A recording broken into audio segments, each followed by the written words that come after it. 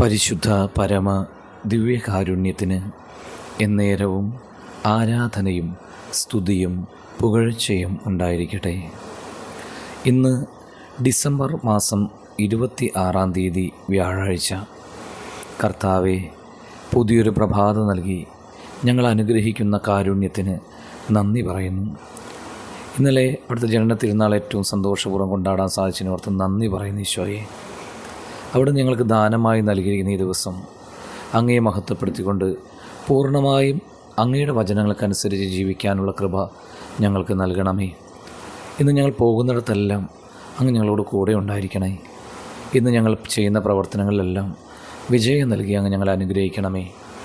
മത്തായിയുടെ സുവിശേഷം 12-ാം അധ്യായം 44-ാം വചനത്തിൻ്റെ ആദ്യ ഭാഗം ഇന്ന് ധ്യാനിക്കാം.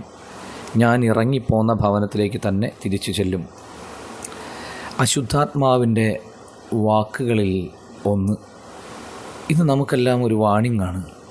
പിശാച് ദൈവമക്കളായി നമ്മെ ആരെയും വെറുതെ വിടില്ല. ഈശോയോട് കൂടുതൽ അടുപ്പമുള്ളവരെയാണ് അവൻ ആദ്യം നോട്ടമിടുക. നമ്മൾ പോലും അറിയാതെ ചെറിയ അസൂയയായി, വിദ്വേഷമായി, വെറുപ്പായി ഒക്കെ അവൻ നമ്മുടെ ഉള്ളിലേക്ക് കടക്കും. ആകയാൽ പ്രിയമുള്ളവരെ, എപ്പോഴും ജാഗ്രതയോടുകൂടെ ആയിരിക്കാം. ഓരോ സെക്കൻഡിലും നാം ഈശോയോടൊപ്പം തന്നെയാണെന്ന് ഉറപ്പുവരുത്തി മുന്നോട്ട് പോകാം.